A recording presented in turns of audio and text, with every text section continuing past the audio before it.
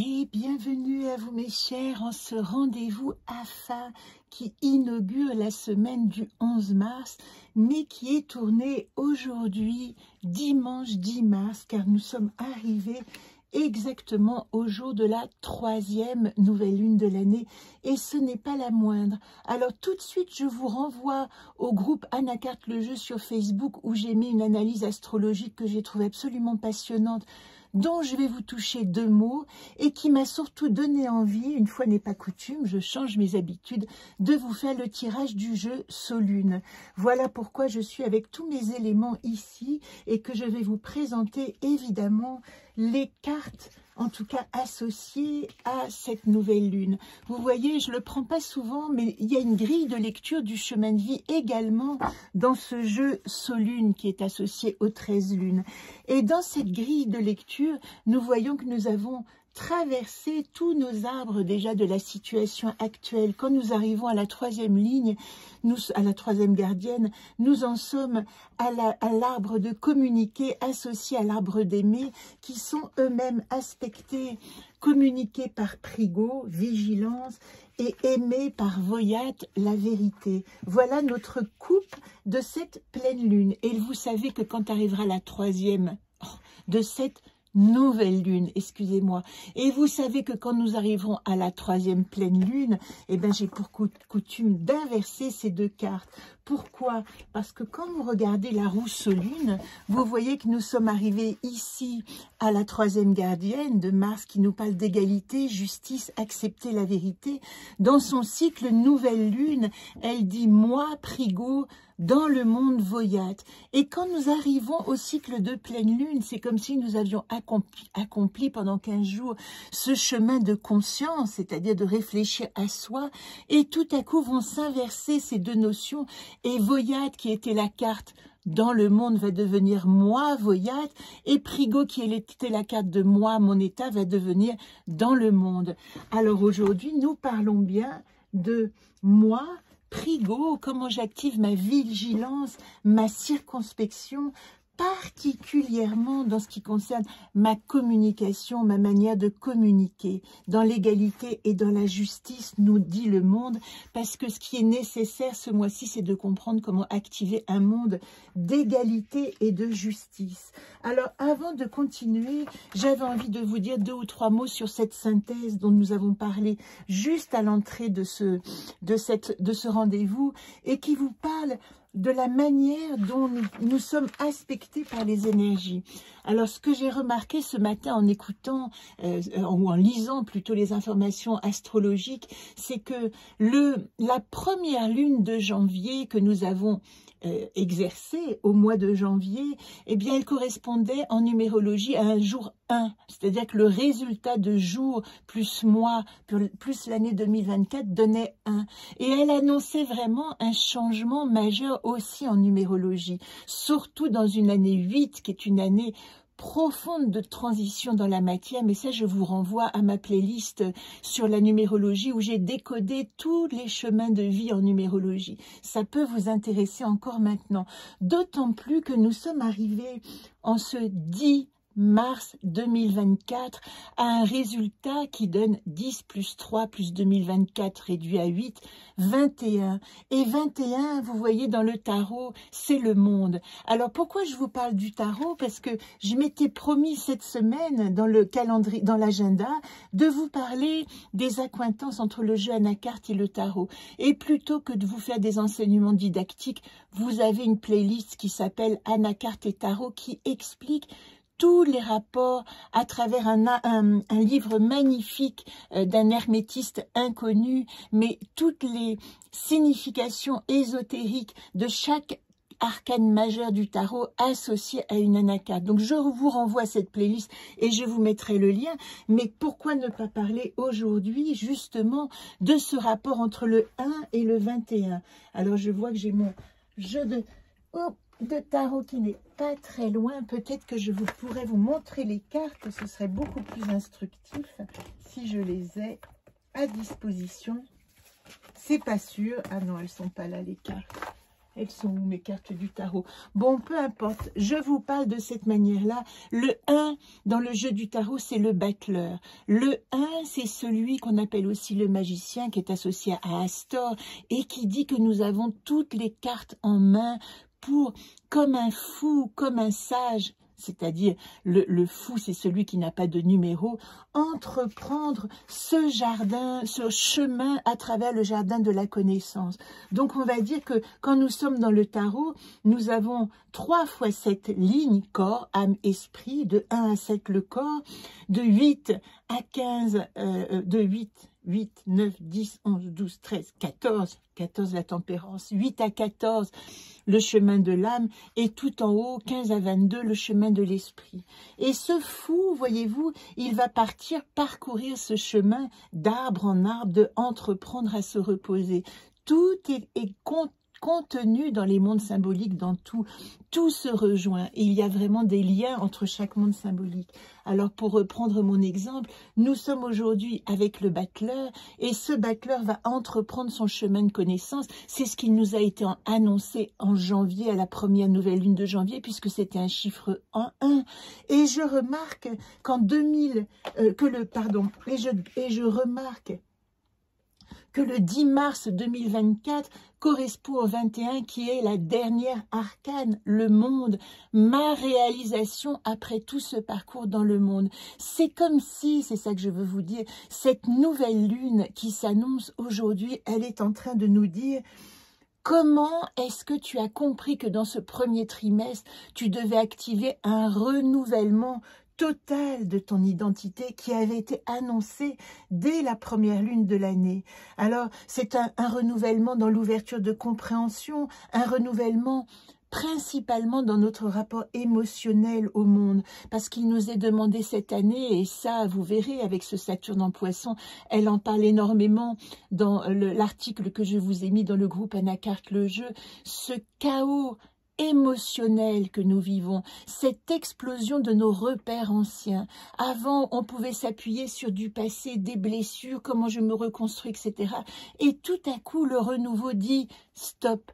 Ça suffit de s'appuyer sur le passé. Il va falloir s'inventer, lâcher prise, se renouveler pour entendre des réponses qui appartiennent au présent. Et en fin de compte, c'est toute la leçon, moi, que j'entends dans ce 1 à 21 qui s'est produit déjà dans ces 3 premiers petits mois de l'année.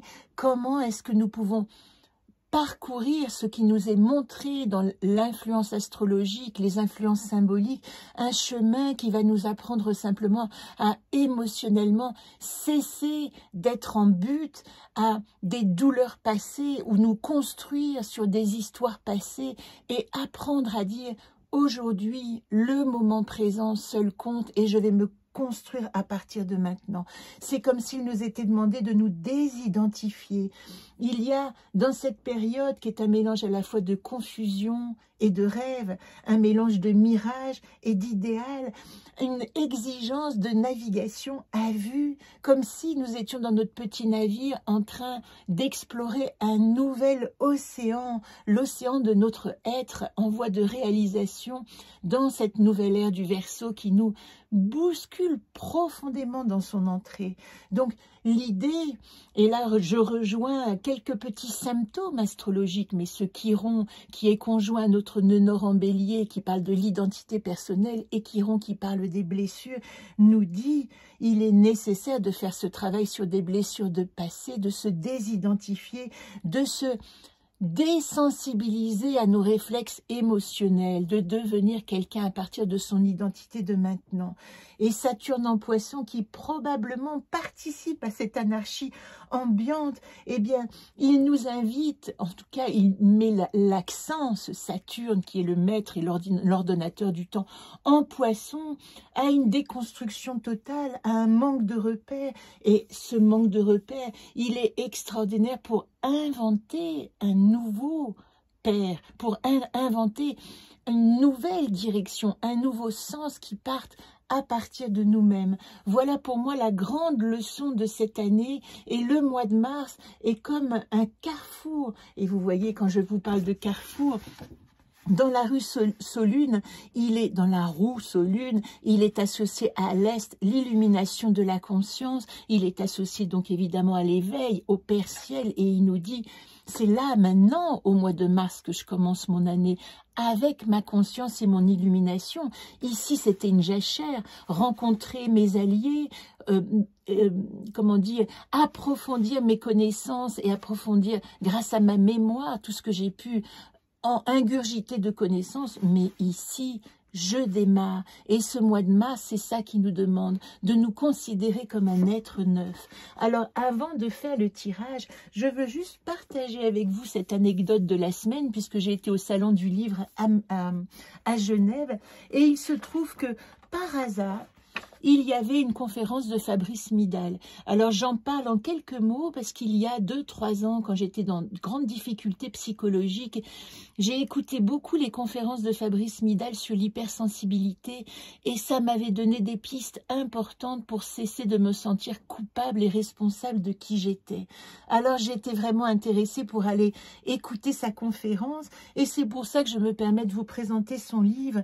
Mais dans son livre, je peux le résumer. Alors même si j'ai pas forcément apprécié le personnage, hein, je l'avoue, je l'ai trouvé très en retrait et peu sympathique pour tout vous dire, très à distance, mais ce qui m'a plu, et ça c'est quand même important de le partager, c'est qu'il met le point sur la tyrannie de la positivité, qu'il faudrait arrêter de prendre l'émotion pour quelque chose de négatif dès qu'elle est empreinte de colère ou d'angoisse ou d'inquiétude, et qu'il faudrait arrêter de penser qu'on peut gérer l'humain comme une mécanique. Nous ne sommes pas une machine. Il y a de l'irrationnel dans nos comportements. Il y a des intuitions qui font que nous ne réagissons pas comme une machine qui est censée aller vers la raison et que cette intuition nous permet de trouver des nouvelles pistes. Il y a aussi cette idée que nous n'avons pas à combattre nos émotions, mais à plutôt les prendre comme des indicateurs, comme des messages de là où nous en sommes et de peut-être activer un changement à partir de ces informations, quand nous ne sommes pas bien, quand nous sommes découragés, comme il dit. Alors il dit que le problème, bien sûr, c'est pas le problème, l'épreuve. L'épreuve, c'est pas que nous traversons des problèmes, mais le problème, c'est le découragement que nous en avons. Comment est-ce que nous pouvons être découragés? Eh bien, c'est quand nous perdons la confiance en nous-mêmes. C'est quand nous pensons que nous n'avons pas le droit d'être angoissés et que si nous sommes angoissés, nous en sommes coupables et nous devrions absolument trouver des solutions.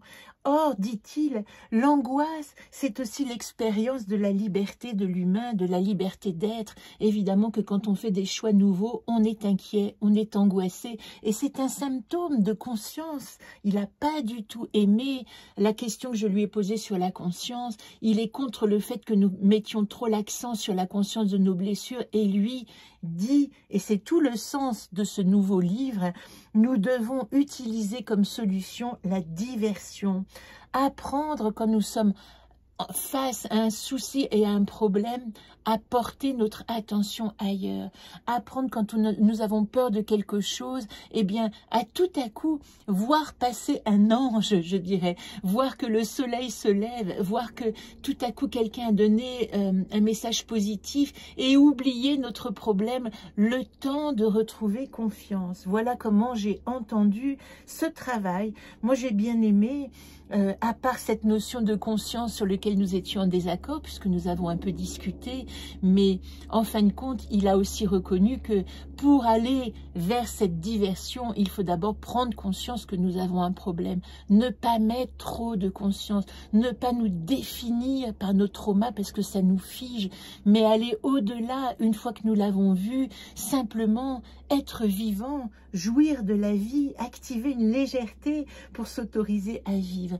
Et je conclurai cette petite diversion justement en vous disant que ce que j'ai entendu, c'est que la joie est le message que nous sommes pleinement dans la vie. Et merci à Fabrice Midal si nous devons nous rappeler simplement de cette information. Alors tout de suite, je vous propose le tirage, c'est exceptionnel parce que j'ai dit que je le ferais plus systématiquement, de cette nouvelle lune. Moi dans le monde, moi, Prigo, avec celle qui pèse la vérité pour tout voir, je transforme mes défiances en confiance. Dans le monde, qu'est-ce que me dit le monde? Avec celle qui équilibre la vérité avec un esprit libre, je reconnais et honore la vérité dans toutes ses formes.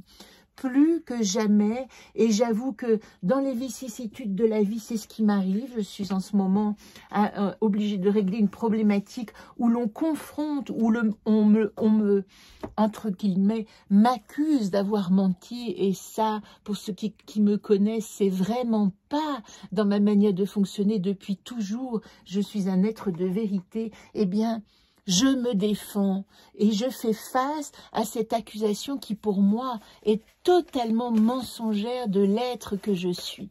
Première carte qui va m'aider avec vous, je rappelle que quand je le tire en direct, c'est un tirage collectif. Comment je fais face en cette nouvelle lune de Mars à la situation actuelle? Des secrets, il y a des secrets à percer en ce moment. Ne vous laissez pas envahir par ce qui n'est pas dit ou ce qui paraît être que la moitié d'une vérité. Vous voyez, cette gardienne, elle dit « J'entre dans le silence tranquille de mon cœur pour entendre la voix sans parole de ma vérité intérieure. » Mais ce qu'elle dit aussi, plus globalement comme archétype d'Onate, c'est « Il y a une chose que je sais, mais j'ignore ce que je sais. » mais j'ignore ce que c'est. Et il est nécessaire d'enquêter pour découvrir un mystère. Avec cette nouvelle lune qui s'annonce, il vous est invité de faire le détective et d'aller déterrer des secrets qui empêchent de voir la vérité. Voilà pour la situation actuelle. Je suis en train de trier les cartes. En atout, nous avons cette carte merveilleuse. Et merci. Activez l'amour, Chesme, gardienne de la sagesse, de la sexualité sacrée qui dit « Avec Chesme, je découvre que l'amour de l'autre est le miroir de toutes les formes de l'amour. » Et pour vous dire la vérité sur ma situation actuelle, puisque je l'ai évoquée, eh bien aujourd'hui, plutôt que de me retourner vers le notaire, vers l'avocat, vers l'agent immobilier, vers la justification, j'ai décidé d'écrire une lettre à cette personne qui m'accuse, entre guillemets, et de la transmettre en disant que moi, tout ce que j'ai fait à ce moment-là, et peut-être qu'ils n'entendent pas comme tel, je l'entends, je l'ai fait avec amour et authenticité. Activez, et c'est même pas vous justifier, mais faites reconnaître la vérité de l'amour que vous mettez dans vos actes. Et si c'est le cas, vous triomphez parce que c'est votre atout. L'amour que vous mettez dans chaque acte vous fera triompher de toutes les adversités du moment. La difficulté, écoutez mon âme, la difficulté c'est ne pas se perdre dans le lourd héritage, le manque de connexion à soi. Si nous sommes attaqués, nous avons évidemment l'envie de nous défendre, de nous justifier et tout à coup nous perdons le lien avec cette profondeur de l'identité que nous sommes. Et comme elle est en problématique, ici Momime dit « N'oublie pas d'où tu viens, n'oublie pas ta lignée, n'oublie pas que tu agis en confiance tant que tu es relié à ton âme, que tu es relié à la vérité de ton être. » Une dernière carte pour nous donner une solution. Cette carte Momime en problématique, elle parle vraiment de garder confiance en ce que vous êtes. Si vous avez rencontré votre âme et que vous avez confiance en cette lignée de femmes qui vous habitent, homme ou femme que vous êtes et qui m'écoutez, eh bien, poursuivez votre chemin. Elle vient Momime en problématique dire « Ne doute pas de qui tu es si tu as fait un acte en vérité. Ne laisse personne douter de l'âme magnifique que tu es. » Solution, nous revenons à la première carte du jeu Solune, la première carte du cycle lunaire. J'ai pas arrêté de vous parler du mois de janvier, c'est drôle. Et c'est cette carte qui est associée à la première nouvelle lune et qui dit « Trouvez vos alliés ». Plus que jamais, vous savez que nous sommes dans un axe lunaire, bélier-balance. Ce n'est pas parce qu'il faut activer notre identité en ce moment qu'il faut oublier que nous devons choisir avec précaution à quelle tribu nous appartenons. Choisir nos alliés, c'est le message aussi dans cette reconstruction de notre être et de notre univers. vers la nouveauté de cette ère du Verseau. C'est comme si en solution, nous avons un message du Verseau qui nous dit « Soyons alliés, soyons amis, reconnaissons que nous sommes nés de la même essence. » Voilà mes chers pour cette chronique que vous recevrez ou ce soir selon la durée de la connexion ici ou demain. Je vous souhaite une magnifique nouvelle lune. Elle est précieuse, celle-ci, n'en doutez pas. Et puis, pour ceux qui ont été jusqu'au bout, partageons avec moi la prière que j'envoie au papa de mes filles, né le 10 mars, et qui n'est plus parmi nous aujourd'hui, mais qui, je sais, veille sur nous trois d'une manière intense et généreuse depuis tant d'années. Je vous embrasse fortement.